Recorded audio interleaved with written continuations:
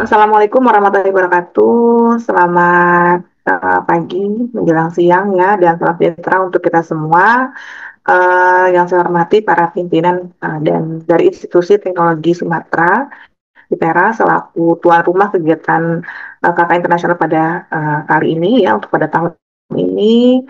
Kemudian juga para dosen pendamping KKN Internasional yang berkolaborasi ya, di mana pada tahun ini juga hostnya adalah ITERA dan UNILA sebagai co-hostnya, kemudian juga pada mahasiswa peserta KKN Internasional yang saya banggakan. Perkenalkan, saya Dr. Winda Tugianti Utama, MKK, dosen di Program Studi Pendidikan Dokter, Fakultas Kedokteran Lampung, yang sekaligus juga sebagai bagian dari sentra KKN Universitas Lampung. Dan hari ini saya akan memberikan materi terkait tentang mitigasi bencana dan perannya mahasiswa dalam KKN internasional. Dan ini merupakan suatu tema yang mungkin sangat relevan mengingat banyaknya lokasi KKN yang berada di wilayah rawan bencana, baik yang ada di dalam negeri maupun di luar negeri. Oke, ya, kita mulai ya. Slide berikutnya adalah tentang bagaimana konsep dasar dari mitigasi dan risiko bahaya ya bencana yang ada di Indonesia dan profil risiko bencana di Provinsi Lampung. Karena seperti kita ketahui bahwa mitigasi bencana itu adalah suatu upaya untuk mencegah atau mengurangi dampak bencana di Indonesia yang memang sangat rawan akan bencana karena memang letak geografis dari negara kita yang mungkin akan memiliki ya resiko tinggi untuk terjadi gempa ataupun juga tsunami, khususnya di Provinsi Lampung karena Provinsi Lampung ini memiliki resiko untuk terjadi gempa dan juga tsunami, dan sehingga mahasiswa KKN internasional perlu memahami akan resiko-resiko yang mungkin ada di Provinsi Lampung. Ini baik. Selanjutnya kita akan membahas tentang pengantar mitigasi bencana itu sendiri. Jadi dalam mitigasi bencana ini kita akan menjelaskan tentang apa itu mitigasi bencananya, kemudian tujuannya ya, dan bagaimana tahapan dari mitigasi bencana itu sendiri. Sebagai kita ketahui bahwa ada 3 fase dalam manajemen bencana. Ya, jadi mulai dari pra bencana, yaitu kemudian saat terjadi bencana, dan juga pada pasca bencana itu terjadi. Jadi mitigasi itu merupakan suatu fase yang mungkin akan berada pada pra bencana itu sendiri. Jadi kita bisa melihat bagaimana dari mitigasi bencana itu akan terdiri dari strukturalnya, mungkin dari segi bangunan yang tahan gempa, atau mungkin tanggul yang memang tahan gempa, dan ada jalur-jalur evakuasi yang disiapkan ya sebelum terjadinya bencana. Dan selain yang struktural juga akan ada eh, fase untuk yang non strukturalnya, di mana di situ dibutuhkan peran regulasi, edukasi, dan juga tata ruang. Sehingga kita nanti akan berkolaborasi bukan hanya dari segi edukator ya, dari pendidikan, tapi juga dari pemerintah, bagaimana mempersiapkan tentang regulasi untuk mitigasi bencana ini, kemudian edukasi dari kita ya sebagai sipil akademika yang memang melakukan KKN ini sendiri, kemudian tata ruangnya adalah mungkin nanti dari perangkat pemerintah kabupaten kota yang akan menjadi wahana untuk KKN nasional ini sendiri. Kemudian tentunya mahasiswa sebagai agent of change yang akan berperan dalam hal untuk melakukan edukasi kepada masyarakat terkait pentingnya mitigasi bencana ini sendiri. Oke, selanjutnya kita akan membahas tentang jenis-jenis bencana di Indonesia. Ya, jenis-jenis bencana itu di Indonesia itu bisa terjadi karena memang bencana alam ataupun juga yang memang non alamiah ya.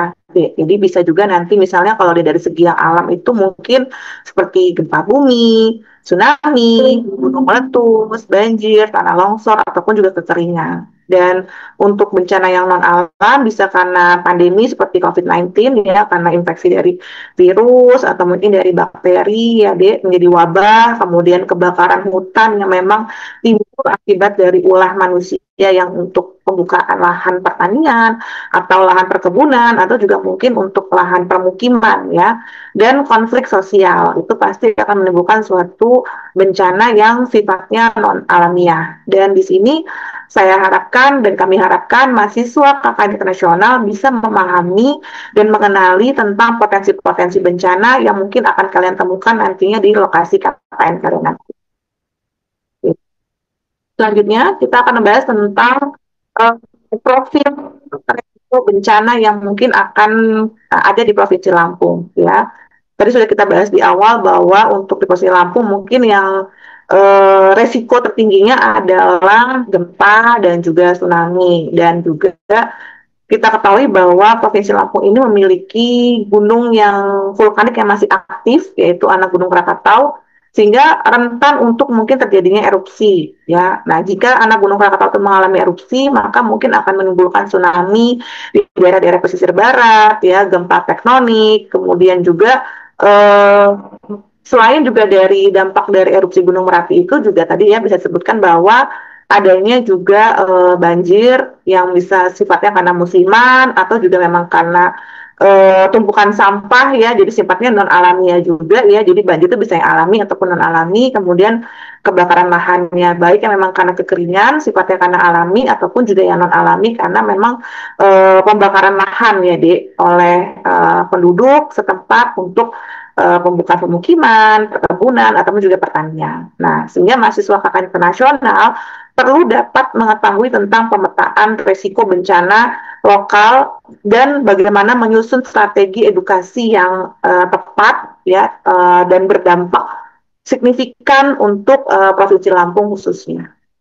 Baik, selanjutnya kita akan membahas terkait tentang faktor-faktor penyebab dan pemicu bencana yang ada di Provinsi Lampung. Bisa karena memang tadi ya sudah kita bahas faktor alami ataupun juga yang non alami. Jadi memang ada peran manusia di situ, ya, yang berkontribusi terhadap resiko terjadinya bencana di Provinsi Lampung.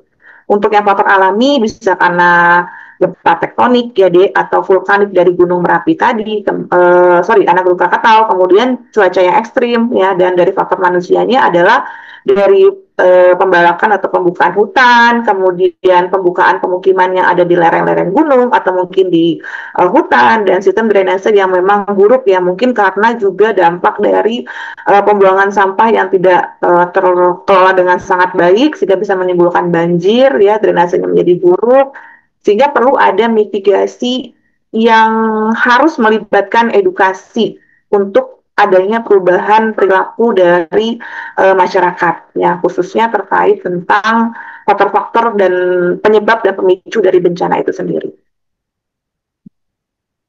Oke, dan selanjutnya kita akan membahas tentang uh, strategi mitigasi. Nah, ini mungkin kalau kita bisa lihat, ya, bahwa ada resiko-resiko untuk terjadinya bencana di Provinsi Lampung. Ini saya mengambil contoh uh, di tahun 2024, ya, di bulan Desember, untuk terjadinya bencana di Provinsi Lampung. Kita bisa melihat bahwa ternyata tersebar di seluruh kabupaten kota, sehingga memang sangat tepat sekali jika KKN internasional ini difokuskan di Provinsi Lampung dan diterapkan sebagai hostnya dan UNRWA sebagai co-hostnya.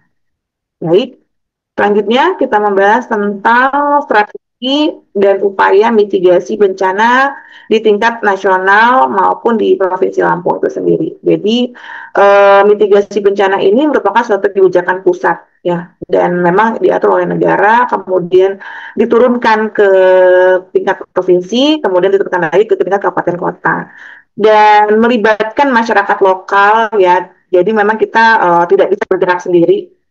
Suatu regulasi yang baik tidak akan berjalan dengan baik jika masyarakatnya juga tidak teredukasi atau tidak terimplementasi di masyarakat.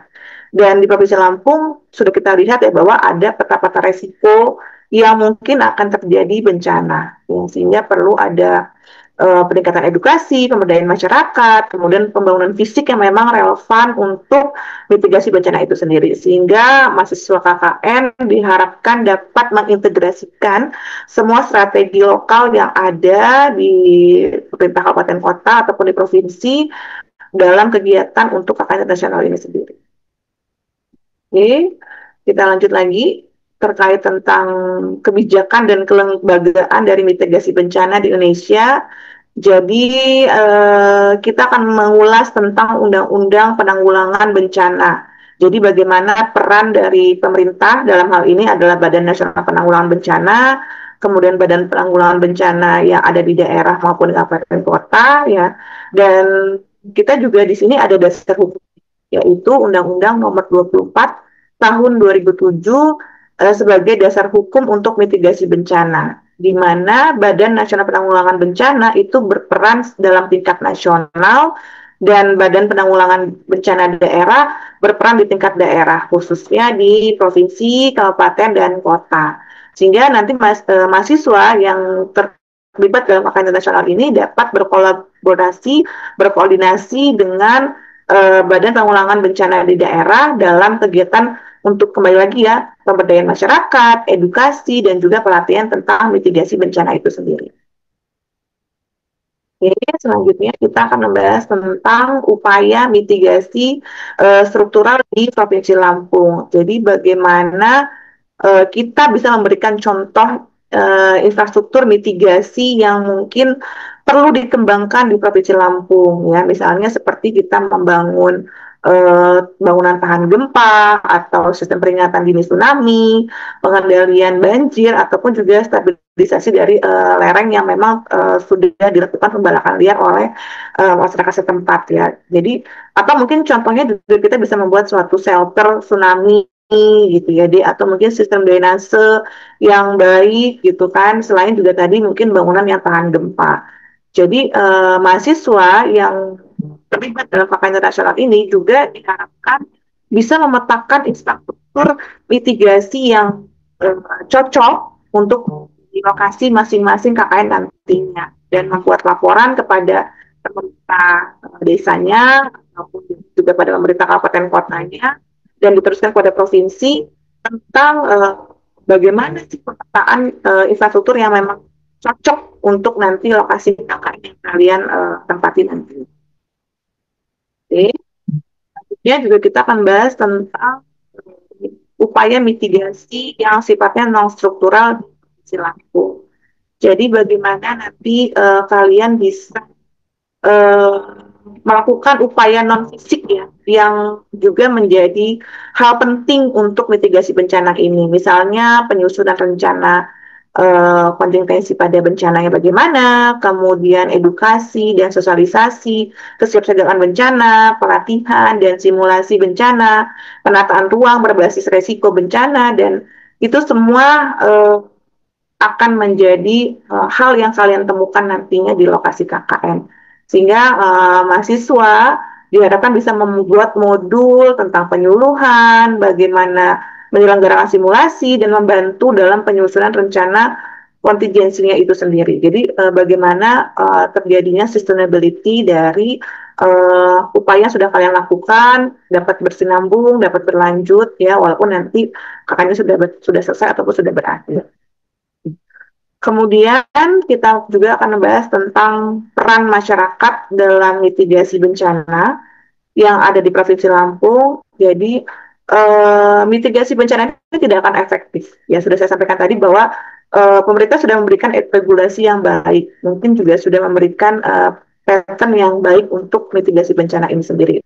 Tetapi tidak akan terlaksana dengan baik jika masyarakatnya tidak teredukasi, tidak paham tentang apa itu mitigasi bencana, sehingga nantinya mitigasi itu tidak akan efektif tanpa partisipasi aktif dari masyarakat.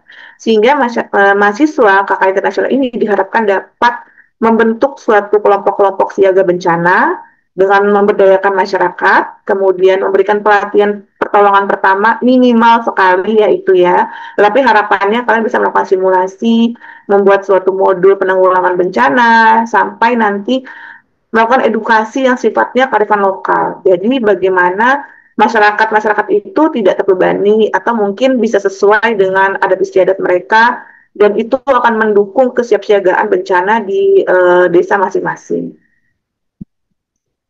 Selanjutnya kita akan membahas tentang bagaimana menyikapi ya suatu bencana jika terjadi.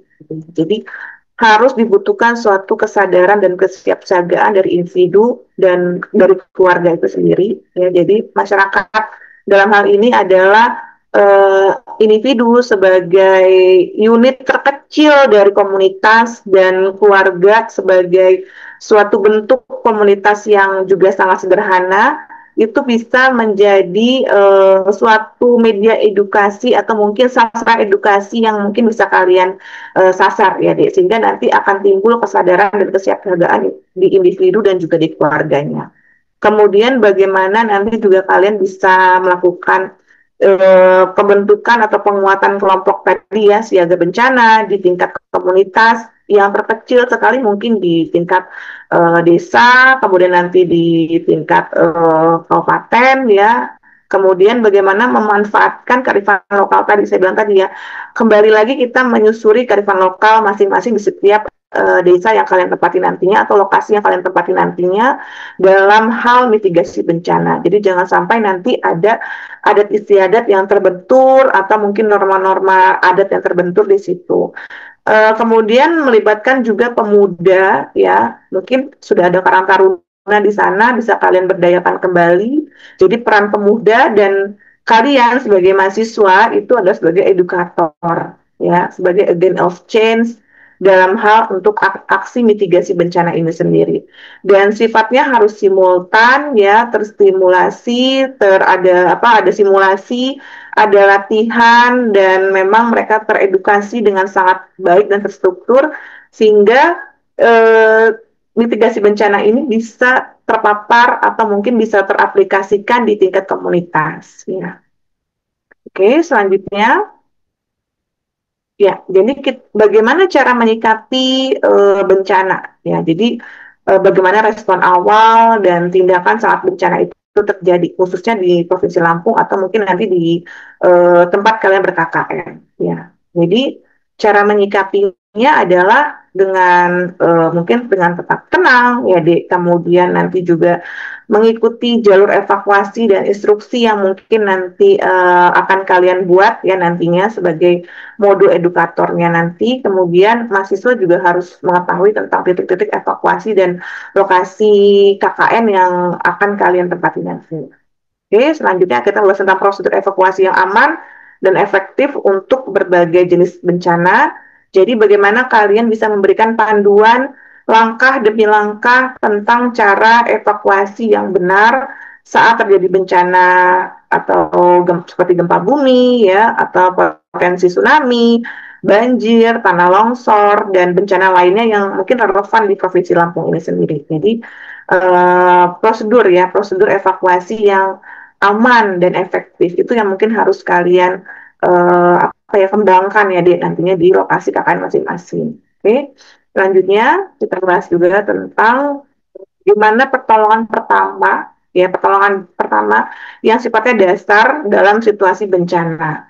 Jadi kalian bisa memberikan pelatihan dasar tentang cara memberikan pertolongan pertama kepada korban bencana sebelum bantuan medis datang ya, di mana pertolongan dasar ini adalah untuk menyelamatkan nyawa saat tadi ya bantuan medis belum datang. Sehingga mahasiswa itu harus bisa melatih warga untuk minimal bisa melakukan penanganan luka yang ringan, kemudian bagaimana tentang CPR untuk jika terjadi henti jantung ya atau henti nafas gitu ya Dek, dan penanganan shock karena mungkin untuk di kondisi jika terjadi bencana itu pasti akan terjadi chaos ya, jadi mungkin saja akan ditemukan tadi ya ada korban luka atau mungkin ada korban shock di situ yang harus terlaksana dengan minimal ya, atau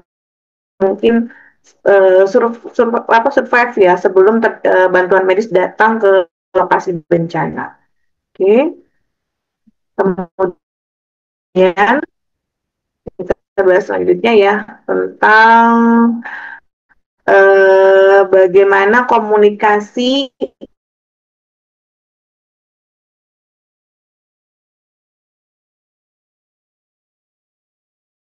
cara menggunakan alat komunikasi darurat dan merespon peringatan dini bencana dengan tepat ya. Jadi komunikasi itu harus cepat, tepat ya. Jadi penting bisa adanya suatu skill untuk menggunakan HT ya, atau mungkin hand talkie yang simpel banget, atau mungkin radio komunikasi, atau mungkin aplikasi peringatan dini gitu kan. Sehingga mahasiswa itu harus bisa mengedukasi cara merespon tanda-tanda peringatan dini jika terjadi bencana. Misalnya contohnya penggunaan sirine ya, sirine mungkin contohnya pada tsunami ya, ada sirine tsunami gitu untuk memberitahukan kepada masyarakat atau warga bahwa ini ada deteksi dini untuk terjadinya tsunami, sehingga menghindari hoax terhadap bencana-bencana yang mungkin akan menjadi berita yang simpang siur pada masyarakat. Oke. Selanjutnya juga kita akan membahas tentang shelter ya, yaitu tempat aman untuk jika terjadi bencana. Jadi kalian nanti harapannya bisa melakukan identifikasi lokasi-lokasi yang aman untuk perlindungan warga saat terjadi bencana dan memahami fungsi shelter itu ya. Jadi eh, dari shelter itu juga penting kita ketahui tentang identifikasi lokasinya dulu. Jadi jangan sampai lokasi shelter itu ternyata adalah lokasi yang memang masih rawan bencana. Jadi pastikan bahwa lokasi shelter ini sudah aman ya, jadi berada di titik aman gitu kan. Jika memang belum ada shelter yang disiapkan, maka bantu untuk menetapkan titik amannya di mana. Gitu. Jadi edukasi warga tentang shelter yang aman, kemudian titik aman untuk berkumpul, dan jalur serta waktu untuk evakuasi jika terjadi bencana.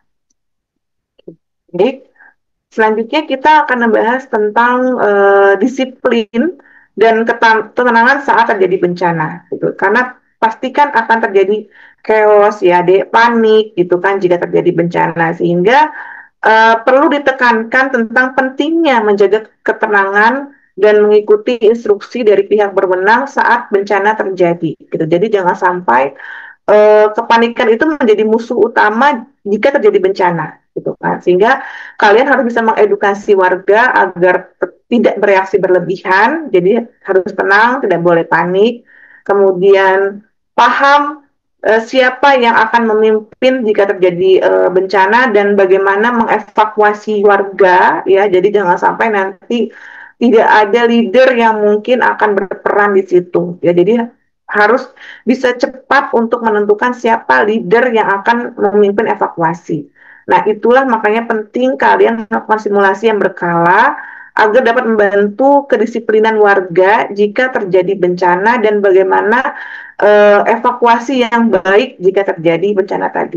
Nah, selanjutnya kita akan membahas tentang pemulihan pasca bencana dan pembangunan kembali yang lebih baik ya. Jadi build back better jika terjadi bencana khususnya di Provinsi Lampung. Jadi bagaimana kita bisa melakukan recovery ya pasca bencana gitu. Jadi selain tanggap darurat juga harus ada rehabilitasi, kemudian rekonstruksi yang memang berprinsip lebih baik dari sebelumnya, dan kalian harus bisa mendokumentasikan atau merefleksikan proses dari pemulihan itu. Jadi mensimulasikan bagaimana hal-hal yang harus diperhatikan jika nantinya terjadi bencana dan pasca bencananya tadi. Oke. Oke, next kita akan membahas tentang tadi ya pemulihan pasca bencana ya. Jadi bagaimana pemulihan ini tadi yang melingkupi tentang darurat, tanggap darurat, rehabilitasi dan juga rekonstruksinya gitu. Dan perlu ada peran pemerintah, lembaga swadaya masyarakat dalam hal ini ASN dan relawan untuk proses pemulihan ya, di mana biasanya mereka akan terlibat dalam identifikasi untuk upaya pemulihan misalnya dari segi psikososialnya atau dari segi ekonomi gitu ya, karena tidak bisa kita pungkiri bahwa bencana itu bisa berdampak pada psikologis mental dari korban dan juga pastinya ekonomi ya, karena kan mereka akan kehilangan harta benda, tempat tinggal gitu ya. Jadi pasti akan ada kehilangan yang secara ekonomi itu ada ya, sehingga nanti harapannya kalian nantinya bisa mendampingi warga masyarakat khususnya untuk yang beresiko pada anak-anak atau pada lansia gitu ya, untuk merecovery mental psikologisnya, kemudian mengaktifkan kembali ya kreativitas dan juga usaha UMKM yang ada di desa setempat dapat bangkit kembali setelah pasca bencana sehingga kondisi ekonomi bisa kembali lagi. Oke, selanjutnya ya ini tadi ya. Jadi prinsip-prinsip dari Build Back Better itu adalah bagaimana kalian bisa memahami konsep membangun kembali desa ataupun juga wilayah yang sudah terjadi bencana untuk kembali recovery. Struktur infrastrukturnya juga kembali lagi. Jadi seperti misalnya tempat-tempat vital seperti sekolah, tempat ibadah atau mungkin pusat perekonomian, pusat pemerintahan itu bisa kembali lagi ya. Dan masyarakat pasca bencana juga menjadi lebih kuat, kemudian mereka paham tentang bagaimana jika terjadi bencana kembali gitu ya tahap-tahapannya, dan dalam hal ini untuk dukungan psikologis ya tadi ya bagi korban bencana gitu. Jadi penting banget untuk memberikan dukungan mental baik secara emosionalnya kepada korban-korban bencana yang mungkin perlu pendampingan tadi ya, contohnya pada anak-anak dan juga lansia. Oke, selanjutnya lagi ya itu dia. Jadi pemberdayaan ekonomi masyarakat pasca bencana. Tadi karena memang penting untuk mengembalikan pemulihan Pak mata pencarian mereka. Jadi secara ekonomi jangan sampai nanti setelah bencana atau mungkin setelah pasca bencana masyarakat di tempat bencana itu tidak bisa kembali lagi ya, karena tidak ada uh, upaya atau mungkin pergerakan ekonomi yang memang kembali lagi dengan baik di tempat pasca bencana tersebut.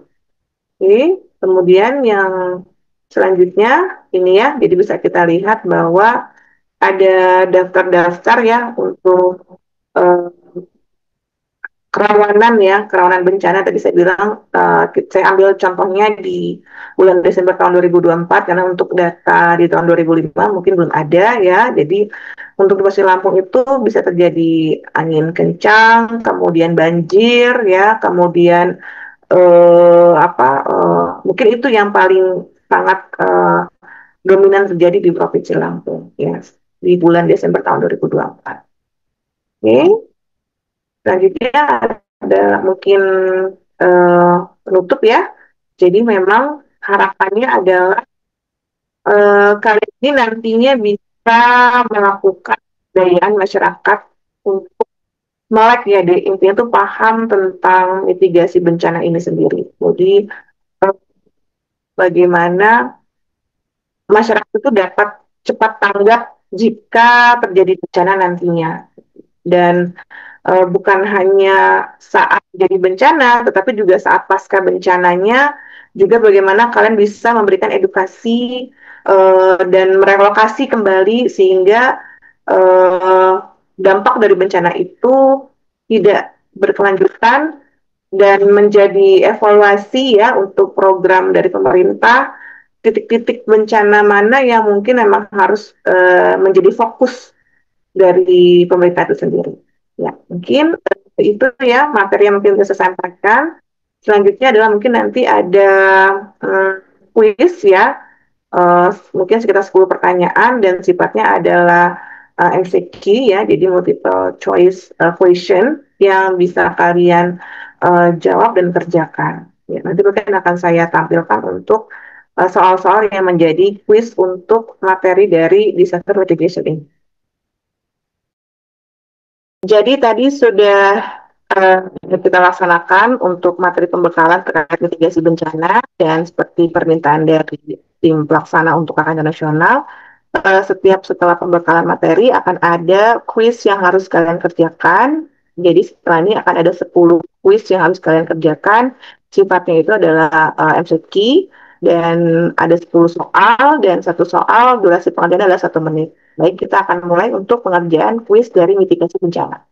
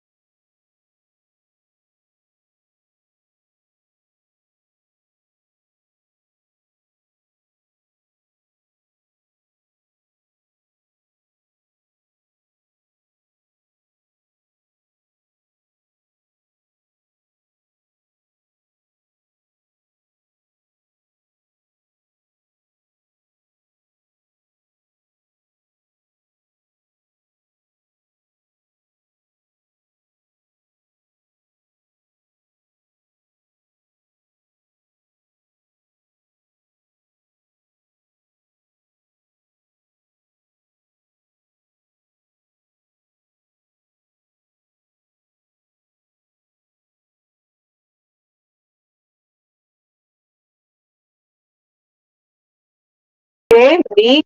Kita sudah melalui tahapan pertama adalah materi pembekalan, kemudian yang kedua adalah kuis, maka selanjutnya adalah closing statement yang mungkin akan saya sampaikan kepada kalian, para mahasiswa KKN internasional yang akan turun nanti ke lokasi masing-masing.